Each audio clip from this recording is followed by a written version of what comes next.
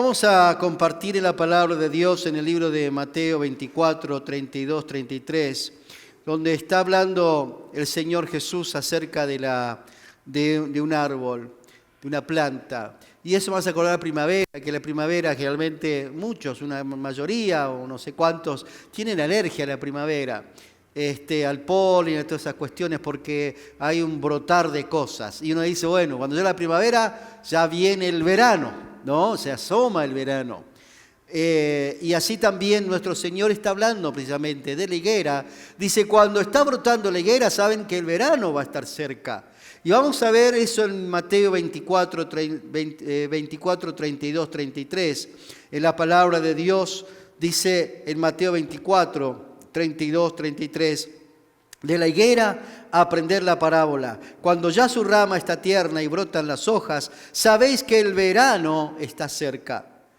Así también ustedes, cuando vean todas estas cosas que vemos en los noticieros, que oímos, que estamos ahí conociendo, conoced que está cerca a las puertas. Conoced que está cerca a la puerta. ¿Qué? El Señor decía por el verano, sí, pero le decía proféticamente, ustedes saben que el verano está cerca, pero acá está diciendo, conoced que está a las puertas mi venida. Cuando la higuera, símbolo de Israel, cuando la higuera, símbolo de Israel, está brotando, está haciendo noticia, está brotando como, diríamos, haciendo que capte la atención mundial, entonces, de una manera tan fuerte, ahí dice Cristo Jesús, esto aprended porque está cerca mi venida. Cuando la higuera, que es Israel, está haciendo noticia, está anunciando que la historia se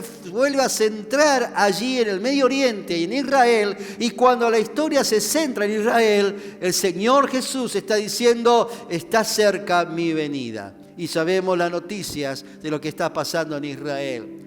Y me asombra saber, o estuve pensando, que causó quizás más impacto estos pocos días tan fuertes de conflicto que toda la guerra que se lleva en Rusia y Ucrania. Hay un fuerte impacto porque hay un plus espiritual allí. Hay un plus muy fuerte, diríamos, algo más que una guerra allí física, algo más que conflictos religiosos, algo más que conflictos políticos. Hay algo más allí, y ese es lo espiritual, y que nos anuncia, y es una alerta muy fuerte de que Cristo dice, de la higuera aprended la parábola. Cristo está cerca, amén. Y la higuera, también la Biblia dice que la higuera es Israel, pero también la Biblia dice que Israel es otra planta, es el olivo. El olivo. Y cuando el olivo es tocado, nosotros que somos el olivo injertado en Israel, en la palabra, en las promesas de Israel, amamos ese pueblo, estamos cerca, diríamos, de ese latir profético que cuando Israel es tocado, parece que el pueblo evangélico ahí tiene esa inclinación, más que política y material, esa inclinación espiritual, y nos llama la atención por el afecto que tenemos a esa tierra santa, diciendo, Señor, tú vienes pronto, guarda a nuestros hermanos, guarda, Señor, a nuestros hermanos, no solamente cristianos, sino los de Israel que comparten la fe en Dios. Por eso podemos decir, Señor, tu venida está cerca. Y también, un poquito también quiero señalar que esto no es un partido como River y Boca, esto no es así. Aquí hay guerra y hay muerte de los dos lados. Tengamos cuidado cuando comentemos y hablemos de esto, porque hay palestinos cristianos en la franja de Gaza, hay niños que mueren, hay bebés. Entonces una guerra es triste, es muerte, es desolación. Con respeto hablemos y diríamos con tolerancia. No nos pongamos de un lado ni del otro, tan solamente como dice la palabra de Dios, y Cristo mismo lo dice también, y el Salmo 122:6, orad por la paz de Jerusalén. Eso tenemos que hacer. Orar por la paz de Jerusalén. Como cristianos debemos orar para que haya paz, pero sabemos que esto es una señal de la venida de Cristo. Sabemos que uno puede orar por la paz, pero también tenemos que saber que esto no tiene fin hasta que Cristo venga y nos lleve a toda su presencia y establezca su reino en Sión, en la Sión física que es Jerusalén. Allí el Señor gobernará, allí el Señor gobernará y se cumplirá lo que dice Isaías: ven y subamos al monte de Sión, a la casa de nuestro Dios, porque Él nos enseñará sus palabras. ¿Y dónde queda Sión? Sión queda en el mismísimo lugar donde está Jerusalén. Ven y subamos a la casa de Dios. Ven y subamos al monte de Sión. ¿Cuándo se cumplirá esto? Cuando Cristo venga. Y por eso ese lugar es santo para nosotros, es sagrado, está convulsionado por la guerra. Oremos que no haya tanta violencia. Oremos por esto. De los dos lados, tanto judíos como árabes están sufriendo. Personas que no son del grupo terrorista están sufriendo. Personas inocentes de los dos lados están perdiendo seres queridos. Oremos por la paz de ese lugar. Oremos que Dios consuele esos corazones, que haya un alivio. Pero también tenemos que saber que la escalada de violencia mundial irá en aumento. Cristo así lo dijo. Señor, te damos gracias por esta palabra. Te damos gracias, Jesús, tú vienes pronto. Ayúdanos, Señor, a comprender y entender tu palabra. Gracias, Jesús. Amén. Amén. Cuando dice orad por la paz de Jerusalén. ¿Y cuándo vendrá la paz de Jerusalén? ¿Cuándo?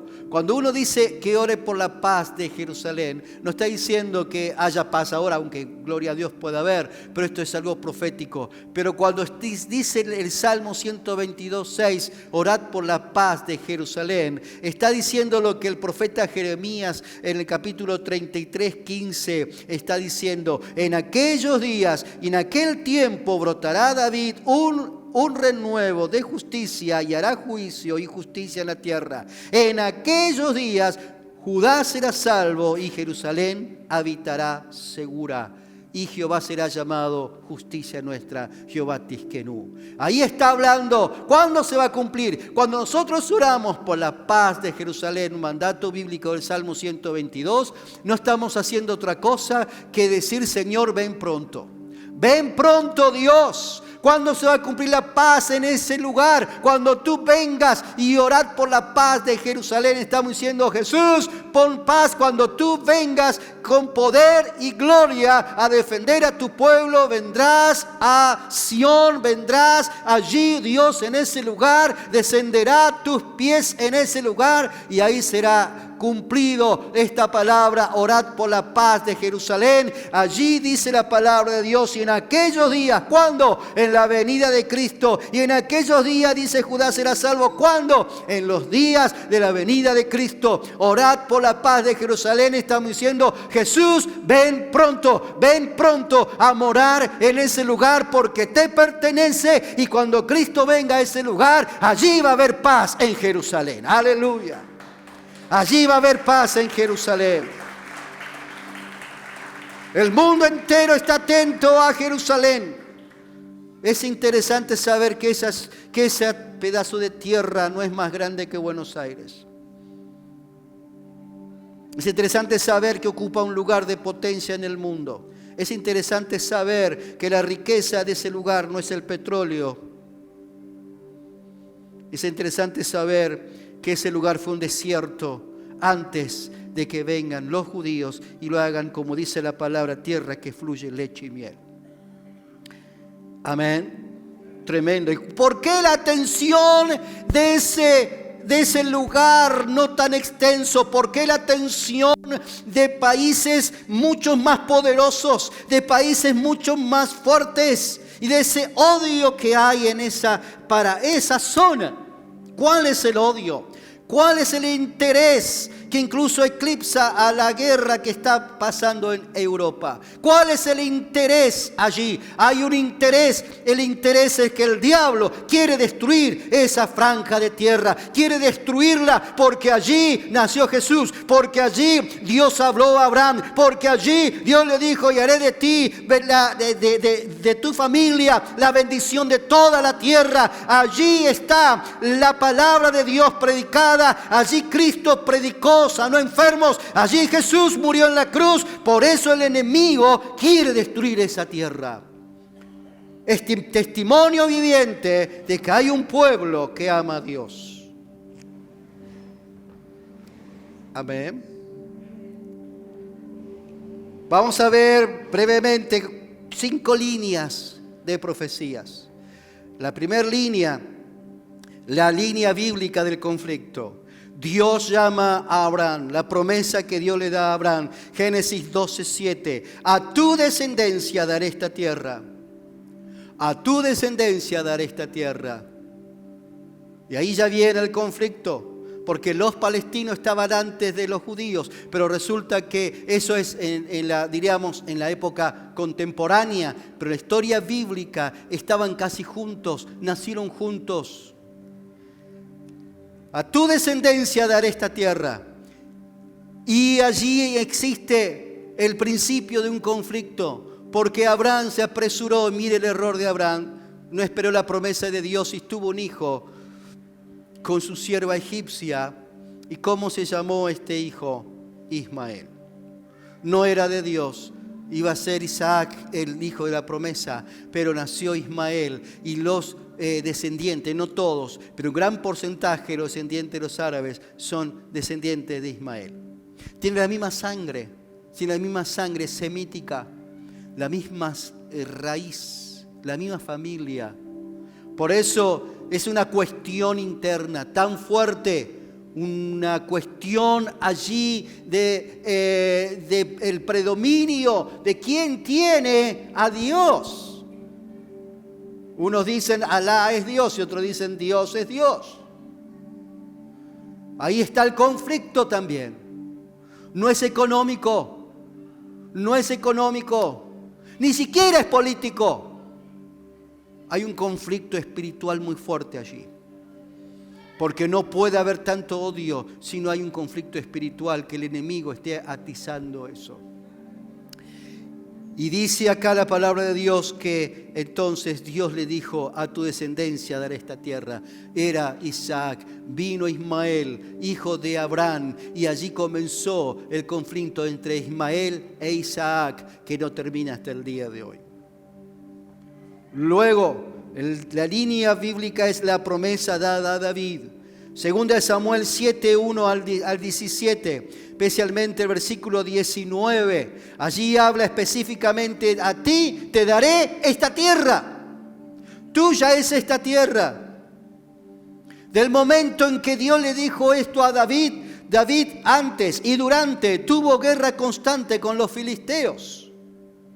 ¿Quiénes son los filisteos? Parte de los filisteos son los que ahora habitan ese lugar. La guerra contra los filisteos no ha terminado, sigue moderna ahora. Hay muchos Goliat por ahí.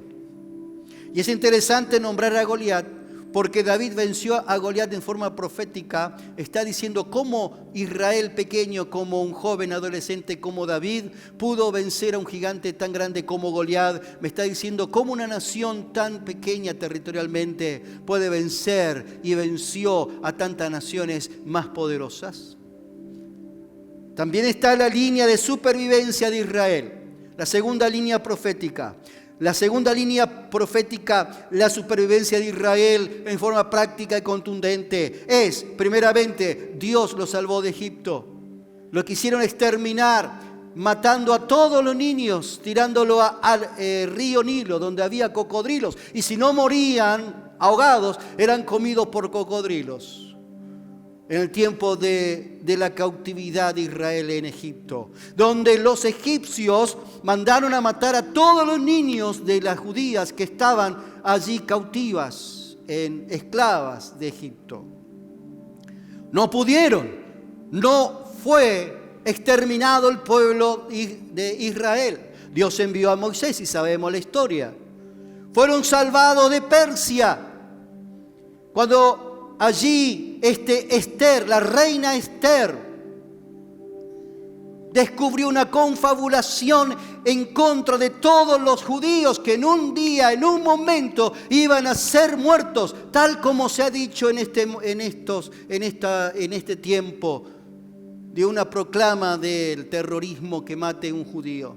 Exactamente igual ha sido Amán, un dirigente persa, confabulado con otras autoridades. Cuando Israel estaba también cautivo en Persia, confabuló para que en una sola noche, en un solo día, mataran a todos los judíos de ese lugar. Esther, la reina Esther, judía también, le dijo a su esposo que no sabía de la confabulación y atentamente le dijo, esto lo tienen para otra predicación, no voy a los detalles, pero quiero nada más decir cómo fue salvado. Y entonces, a ser avisado, informado por Esther de la confabulación de Amán, aquella confabulación de matanza de una sola noche de todos los judíos que estaban en Persia, fue echado atrás, y Amán, el eje, el pensador de ese asesinato en masa de judíos, él fue ahorcado en la misma horca donde iba a ser ahorcado Mardoqueo. Segunda salvación de Dios. Ahí el odio era para todos los judíos, iban a matar de una sola vez a todos los judíos. Salvado de Grecia, el imperio griego de Alejandro Magno conquistó Palestina. Un sucesor de Alejandro Magno que le tocó en suerte gobernar y administrar Palestina. Él era un griego ortodoxo del politeísmo y la idolatría griega, y él odiaba a los judíos y lo quiso exterminar. Y hizo una guerra para exterminarlo. Su menosprecio era tal que lo quería eliminar. Dios levantó a uno guerrero llamado Macabeo, Judas Macabeo, el cual hizo guerra con un puñado y venció a un imperio, al imperio griego. Dígame si Dios no está con eso.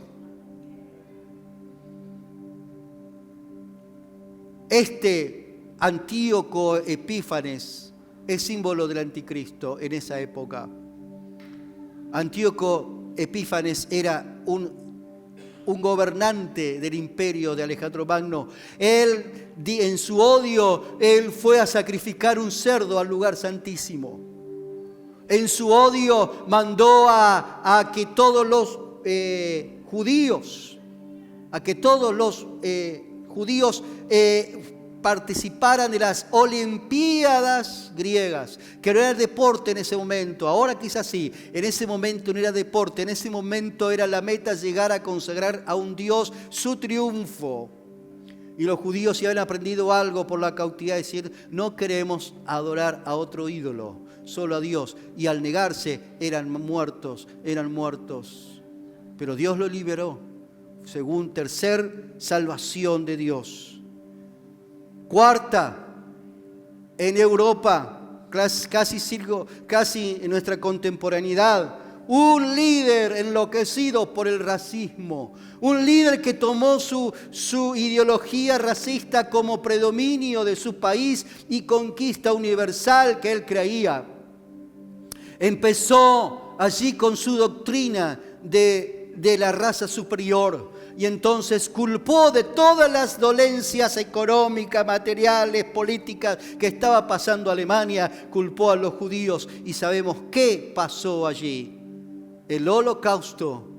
También el cuarto fue un ataque feroz contra los judíos. Casi lo exterminan. Casi. Un odio tremendo. Se dice 6 millones como número redondo, pero no fue así. Fue más. Fueron salvados de ahí. Luego, más cerca de nuestra época, están 2 guerras que dan el ejemplo. Hubo otras más, hubo como 4, pero voy a nombrar 2 guerras. Primeramente, la guerra del Yom Kippur, la guerra de los 6 días. 1967, la guerra de los 6 días, donde los egipcios y los sirios vinieron y otras naciones árabes vinieron para acabar a Israel en un día. En un día. Ellos pensaban acabar y lo tenían, y lo tenían. Tenían toda la logística militar para hacerlo. Todo el apoyo de las naciones que rodean a Israel para hacerlo. Y lo iban a hacer. Israel no tenía los aliados que ahora tenía o tiene. Estaba sola. Pero en ese momento uno puede decir, ¿cómo puede ser que no solamente fueron conquistados en un solo día? Y que estaba sola, sola para el mundo, sola en lo político, pero no sola por Dios. Porque en 6 días Dios demostró el poder de Dios, milagros tremendos que no vamos a ver en detalle aquí, pero milagros tremendos en comparación. Un tanque de la Segunda Guerra Mundial de los judíos, había un tanque en comparación a 1000 tanques de todas las naciones que rodeaban, tanques de guerra. Los soldados sobrepasaban 100 o 200 a 1. La fuerza aérea era 10 a 1. Incluso ese 1 que tenían los judíos eran aviones vetustos de la Segunda Guerra, comprados de segunda mano. Imposible ganar. Pero allí se cumple la palabra de Dios. Y ahora voy a la Biblia, cuando la palabra de Dios dice que el Señor es Jehová de los ejércitos. Y ahí el Señor dice, no se apagará la lámpara de Israel.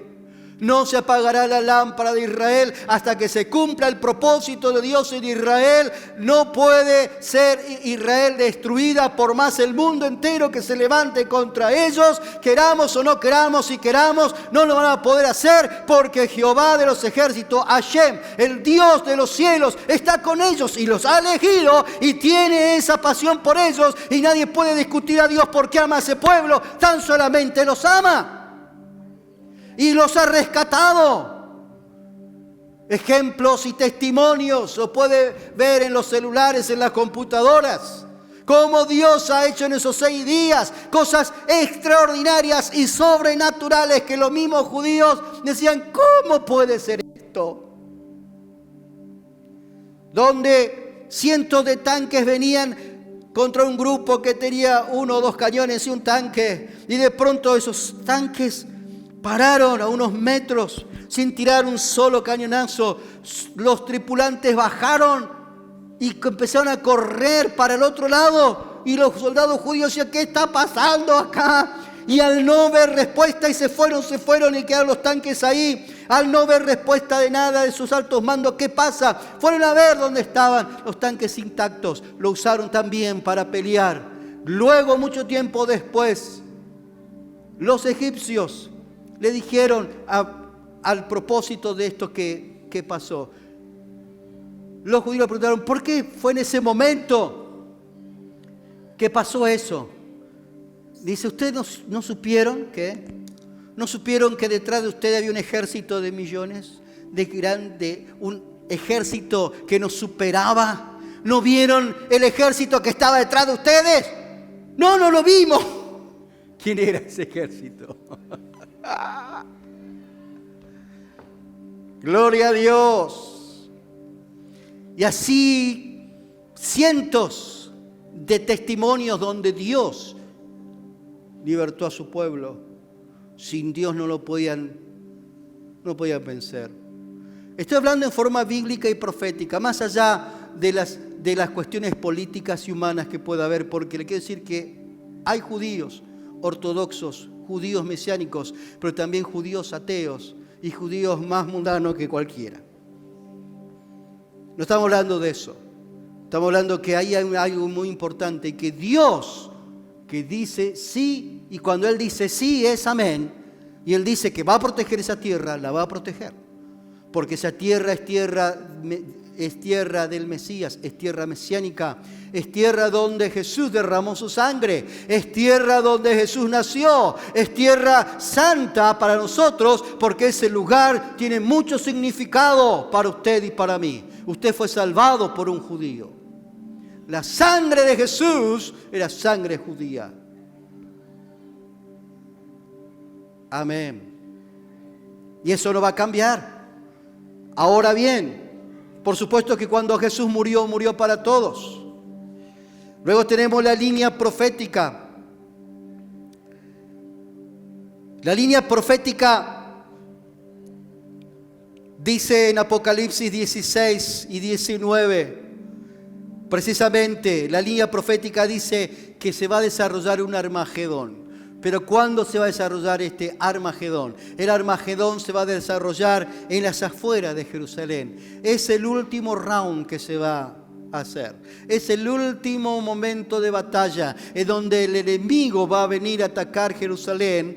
Y allí dice, en el capítulo 16 de Apocalipsis 16, 12, 16...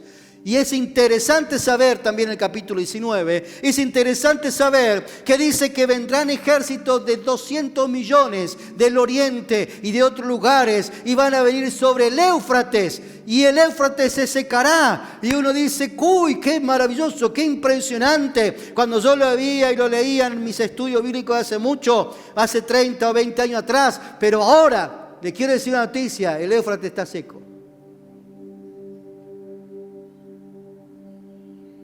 El Armagedón está cerca. Se viene allí la ruta de los soldados. Millones van a venir. Y cuando se congreguen, 200 millones o más de soldados alrededor de Jerusalén, Jesús vendrá una vez más a dar victoria a su pueblo Israel. Después está la línea dispensacional. La línea dispensacional me habla de dispensación. Todo tiene un tiempo y una etapa. En el calendario judío, en el calendario dice, nosotros que tenemos que ver con los judíos, bueno, es así la cuestión. La profecía no va por la iglesia, la profecía va por lo que pasa en Israel.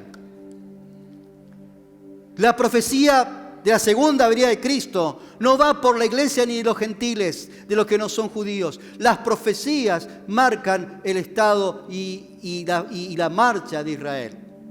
Por eso Jesús dijo en Lucas 21, 24, y esto va a ser hasta el tiempo de los gentiles, y cuando el tiempo de los gentiles se cumpla, no quedará piedra sobre piedra. Y uno dice, ¿cuál es el tiempo de los gentiles? El tiempo de los gentiles, como dijo el profeta Daniel, es el tiempo en que desde la muerte y ascensión de Cristo hasta su venida, es el tiempo de los gentiles.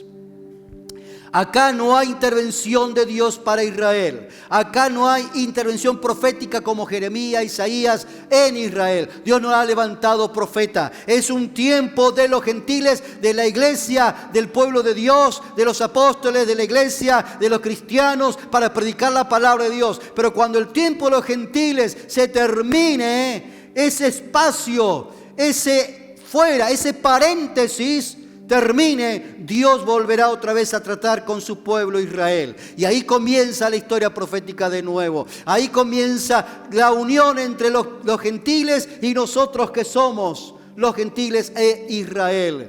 Ahí cuando termine el tiempo de la iglesia, el Señor va a reunirlos a nosotros en ese momento tan específico en su segunda venida. Y ahí los dos pueblos, la iglesia e Israel, van a marchar juntos en la culminación de las profecías. ¿Y cuándo va a ser esto? ¿Cuándo va a ser el tiempo de los gentiles que va a terminar? Nuestro Señor Jesús, como es muy cortés, y aparte, Él es un buen maestro, Él dijo las señales de la segunda, del tiempo del fin y de la venida de Cristo, segunda venida de Cristo.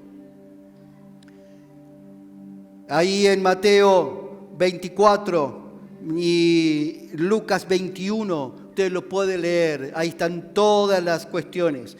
Quiero ver nada más tres.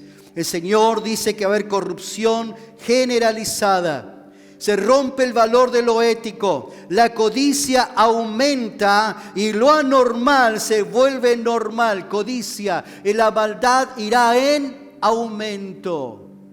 La maldad irá en aumento. También allí en la palabra de Dios dice que va a haber violencia generalizada. Violencia doméstica e internacional. Jesús dijo, sucederá como los días de Noé. Se levantará nación contra nación, reino contra reino. Estos son señales de que el tiempo de los gentiles se está terminando. El tiempo de los gentiles se está terminando, que nosotros somos gentiles, los no judíos. La violencia, nación contra nación, reino contra reino. Haití, Medio Oriente, Europa, África, América, convulsionadas por guerras, convulsionadas por sediciones. Es tremendo lo que está pasando. El Señor Jesús está diciéndonos así: prepárense porque el tiempo de mi venida está cerca. Aleluya. Nación contra nación, reinos contra reino. Y esto será principio de dolores. No se termina una guerra, que comienza otra. Y cuando comienza otra, comienza otra. Eso está pasando en la actualidad. Violencia generalizada, violencia doméstica. Y se me olvidó de la corrupción generalizada, la maldad ya en aumento. ¿En qué mueve la maldad? En la codicia, en armas, en droga y en sexo. En lo que está dominando la humanidad ahora. Lo que corrompe a la humanidad. Luego está las catástrofes y desequilibrios en la naturaleza. Vemos que dice habrá terremotos en diferentes lugares y habrá señales en los cielos y en la tierra. ¿A qué se refería Cristo en esto? Esto está en Mateo 24, Lucas 21. Podemos ver terremotos en Afganistán, ahora un terremoto, anteriormente en Turquía y así otros terremotos, tornados, sequías y tras las sequías los incendios. Pero siempre hubo sequía, le quiero decir, no como ahora hay sequías. En el mismo país, en Centroamérica, en una parte hay sequía, que están perdiendo la cosecha, y en otra parte, en el mismo país, inundaciones, y la tierra se deslava, se cae por tanta lluvia, no pueden cosechar. Es increíble lo que está pasando, la naturaleza está convulsionada. Sequías. Nos pasamos mucho de una gran sequía en nuestro país, donde lagunas como la Chacomús, San Vicente, secas. Tuve la oportunidad de ir a principio de año en estos dos lugares, porque hasta ahora nuestro lugar de vacaciones son esos lugares nada más. Chacomús y San Vicente vamos a poner. ¿Y qué pasaba en esos lugares? Podíamos caminar de un lado para otro por la laguna de Chacomús y por la laguna de San Vicente y decíamos, ¿qué pasó? No hay agua. No hay agua. Eso es para un detalle, pero en todo el país no había agua, no llovía. Tras la lluvia que no caía y la sequía viene ¿qué? Vienen los incendios. Muerte hace poco o hace unos días, un gran incendio en Córdoba, por más que sea intencional o no, la sequedad que hay provoca esos incendios. Incendios, inundaciones. Es increíble que en un lugar no haya lluvia y que en otro lugar de la misma tierra, en el mismo planeta, la gente se muera de agua inundada. Cambios climáticos. Y uno no presta atención, pero el calentamiento global ha aumentado. El calor que necesita la tierra para que viva la naturaleza tiene que tener cierto grado de calor. Pero este calentamiento global ha provocado el cambio climático. ¿Y por qué es el calentamiento global? No vamos a una clase en naturaleza, ni de biología, ni nada por el estilo. Pero sí le quiero decir esto, fácil. El calentamiento global es esto. tantos automóviles, tantas fábricas, tanto humo, monóxido de carbono, que no se desaparece, que sube, está carcomiendo la capa de ozono, y el efecto invernadero normal que debe tener la Tierra está subiendo de grados de calor porque el sol baja directo, sin filtro. Y esto no va a terminar.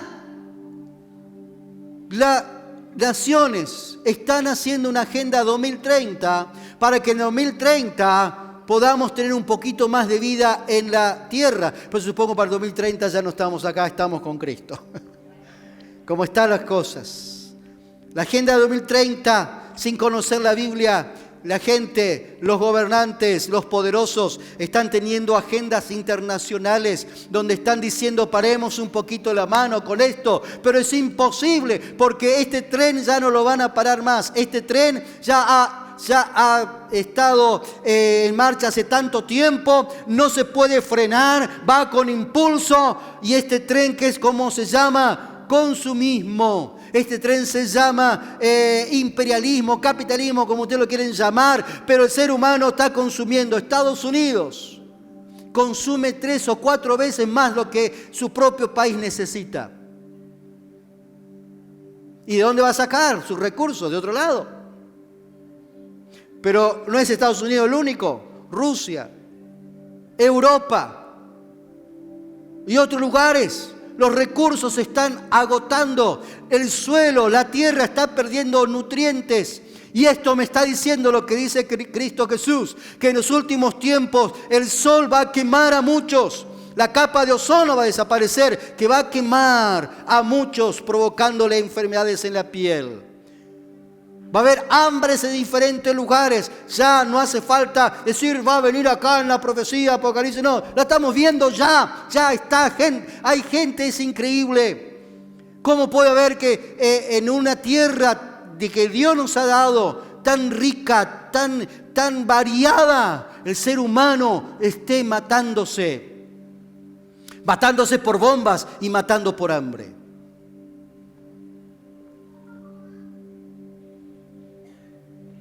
En el noticiero estuve viendo que en el mismo pantallazo, diríamos, el mismo bloque de noticias internacionales, en cierto país de Asia o de África, no me acuerdo bien, estaba mostrando la escasez y la sequía, donde las plantas se secaban directamente, no estaban secas, nada, seco, la tierra yerma. Los niños tirados bajo la sombra, esperando morir. Y el periodista en su... decía, ¿se ve por qué esto, las estadísticas, no? Es tremendo. La sequía, gente muriendo de hambre. Y el mismo bloque internacional se estrena en Estados Unidos, en una ciudad muy importante, un mega centro internacional de conferencia de rock y de recitales de rock que cuesta más de $1.000 millones. Dije, ¿por qué no poner un poquito de esos $1.000 millones ahí? ¿Por qué no son más equitativos? Aparte, no me digan, gastaron o invirtieron $1.000 millones en hospitales ambulantes, en esto, en lo otro, en alimentos. No, en rock, en esto, aquello. Inteligencia artificial que te van a dar la bienvenida. Mientras en el otro lado del planeta, niños debajo de un árbol muriéndose de hambre. Entonces, acá el mundo se está suicidando, pero antes que el mundo perezca, Cristo va a venir de los cielos y va a decir, hasta acá se le acabó el rollo, gente, hasta aquí Cristo viene pronto, aleluya. Él es el Rey de justicia. Y uno dice, ¿por qué es el Rey de justicia? Porque me salvaste. Y Cristo dice, sí, pero soy el Rey de justicia porque el mundo se está asesinando, muchos niños están muriendo y yo vengo pronto para establecer la justicia en la tierra. Aleluya. Y ahí podemos decir, ven Señor Jesús. No solamente porque está profetizado, no solamente porque está dicho en la Biblia, sino porque el mundo se está suicidando, el mundo está enloquecido. Y ahí lo que dice Cristo sucederá como los días de Noé. ¿Y qué pasaba en los días de Noé? Había violencia, se mataban unos a otros, tremendo. No había, dice que Dios le dijo a Noé, el corazón del hombre es continuamente solamente hacer el mal. ¿Contra quién? Contra el prójimo. Eso es lo que está pasando ahora. El pensamiento del hombre está continuamente haciendo el mal. ¿Para qué? Para el prójimo. Donde el famoso sálvese quien pueda, no es para usted ni para mí, es para los poderosos. Y no le importa nada de la tierra, le importa sus beneficios. Y todas estas guerras que están pasando, Cristo lo profetizó. Y la maldad irá en aumento. Aleluya, Cristo viene. Y lo que está pasando allí en Gaza, lo que está pasando allí en el Medio Oriente, está diciéndolo Jesús. Cuando estas cosas comiencen a suceder, erguíos y levantad vuestras cabezas, porque vuestra redención está cerca. Vuestra redención está cerca. Aleluya. Cristo viene pronto. El mundo está pidiendo un nuevo orden. Y esto yo no lo escuché en la Biblia, lo escuché en los ámbitos de la universidad, en ámbitos políticos que Dios me ha permitido estar. Están pidiendo un nuevo orden porque están diciendo necesitamos un nuevo líder. Dije, esto si yo estaría en una conferencia cristiana, diría gloria a Dios, pero estoy en una conferencia política. Está diciendo tenemos que tener un nuevo líder mundial para que está diciendo que venga el anticristo. Están diciendo eso la gente, el nuevo orden mundial, y usted también lo puede googlear. El nuevo orden mundial no es algo bíblico, nada más que quedó allí. El reino anticristo se está preparando, y con esto voy terminando, porque mientras el reino anticristo se está preparando, y todo este caldo de cultivo, que hay guerra con nación contra nación, y hay guerras y terremotos y convulsiones y sequías, y todo el mundo está en una convulsión tan tremenda, está diciéndonos Cristo, yo vengo pronto, y el otro también lo sabe y se está preparando, y usted no sé si está desapercibido, pero yo creo que sí. Parte de eso es lo que yo dejé ahí en el maletín. No tengo dólares, ¿eh? En el maletín dejé un celular de medio pelo, pero hay otras cuentas. Lo que está preparando el enemigo, el anticristo, es la inteligencia que artificial. ¿La inteligencia artificial está en la Biblia, pastor? Sí. Una de las señales de la tribulación es que cuando el anticristo reine en la tierra nada más por 7 años, va a haber imágenes del anticristo que van a declarar quién lo adora y quién no. ¿Y qué va a hablar? Y dije, en el tiempo antiguo digo, 30 años atrás, dice, uy, qué bárbaro, 40 años atrás, ¿cómo será esto? Ahora me estoy dando cuenta por la computadora, me estoy dando cuenta por la inteligencia artificial, me estoy dando cuenta de que en ciertos lugares de Europa y Estados Unidos hay prototipo de marca en la mano y en la frente para que tengas todos tus datos ahí para poder comerciar. Me estoy dando cuenta de la marca del anticristo.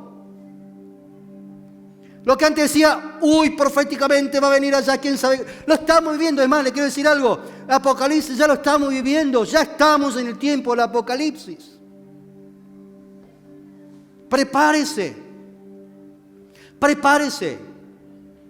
Es tiempo de ir y predicar. Es tiempo de consagrarse, no es tiempo de dilación, no es tiempo de media consagración, es tiempo de decir, Jesús, tú vienes pronto y quiero estar preparado para cuando tú vengas. Hay que predicar, hay que evangelizar, pero el último gran llamado no va a ser tan solamente por esto. El último gran llamado de Jesús a la iglesia es conságrate, porque el tiempo de venir está cerca. Conságrate, prepara tu salvación, porque estoy presto para llevarte. Aleluya.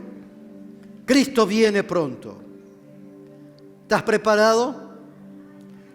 Mientras está pasando esto, la última gran señal que a mí me gusta mucho dice la palabra de Dios: en los postreros tiempos derramaré. ¿Cuándo es los postreros tiempos? Ahora. Mándalo. Manda. Y dice, y sobre mis siervos, y es notorio de este texto que no habla de evangelismo. Sobre mis siervos y mis siervas derramaré mi espíritu, y profetizarán, y verán visiones, y soñarán sueños. ¿Qué está diciendo? En los últimos tiempos derramaré mi espíritu para preparar a mi iglesia para llevarlos. Señor, manda tu espíritu a tu iglesia. Y cuando tú envíes tu espíritu a la iglesia, no hay necesidad de evangelismo, porque la gente va a venir y todo aquel que invocar el nombre del Señor será salvo. Y van a venir, no dice ir y predicar. Acá ya no es tiempo de ir a predicar. Acá es tiempo que la iglesia sea llena del poder del Espíritu Santo, ilumine el poder del Espíritu Santo, sea llena del poder del Espíritu Santo, sea tan fuerte el poder del Espíritu Santo que la gente va a venir como abejas al azúcar. Va a venir acá a la iglesia, y todo aquel que dice que Cristo llene su corazón va a ser salvo. Todo aquel que confiesa, sin necesidad que le prediquemos. Igualmente siga predicando usted. Acá dijo el pastor ahí en el Teresa, no sé por dónde. Siga predicando el evangelio, pero Cristo viene pronto. Amén. Cuando estamos diciendo que Cristo viene pronto, hay algo temporal también. En Daniel capítulo 9 me está hablando de las 70 semanas. Escuche bien que termino con esto. Las 70 semanas que habla el profeta Daniel, me está diciendo que las 70 semanas proféticas del capítulo 9 de Daniel,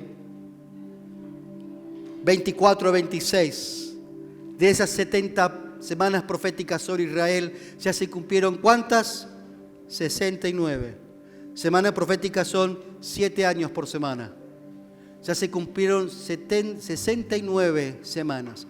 Falta una semana de 7 años sobre Israel. ¿Cuándo va a ser esto? Ya falta poco. Cuando el tiempo de los gentiles termine y seamos llevados, el reloj de Dios va a comenzar a marcar sobre Israel los 7 años que faltan. Amén. Esa va a ser la tribulación. Pero usted y yo no vamos a estar aquí, vamos a estar con el Señor. Porque el Señor Jesús, con voz de mando y con voz de arcángel y con trompeta de Dios, descenderá del cielo, y los muertos en Cristo resucitarán primero. Y luego nosotros seremos arrebatados para estar con el Señor siempre. ¡Aleluya! Cristo viene.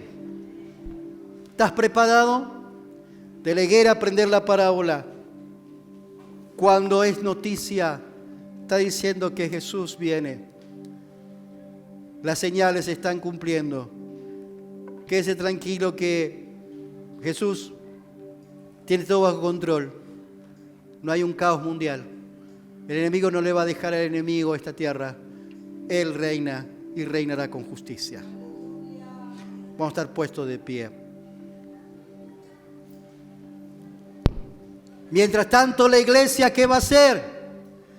Mientras tanto, la iglesia va a pedir: Dios, manda lluvia, manda tu fuego, manda tu espíritu, avívanos, Señor.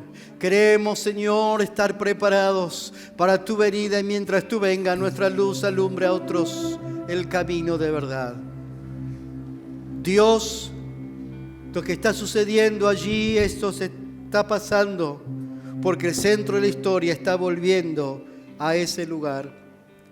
Diciendo el Señor que Él es justo y que Él viene y no retarda su promesa. Mientras vamos a estar cantando, debe ya pedir nada más que mientras esté cantando levante su mano allí donde está y consagre al Señor una vez más su vida, porque yo sé que usted la consagró a Dios. Yo sé muy bien que usted la consagró a Dios. Consagre a Dios una vez más su vida y dígale: Dios, quiero estar preparado para tu venida. Las señales se están cumpliendo. Israel no va a ser destruida porque tú vas a salir siempre a favor de ella. Espero que muchos judíos, Señor, sean salvos. Espero, Señor, que muchos judíos sean salvos. Pueblo tuyo. Pero también, Señor, nosotros miremos hacia el cielo y digamos: Señor, ven pronto. Amén. Amén.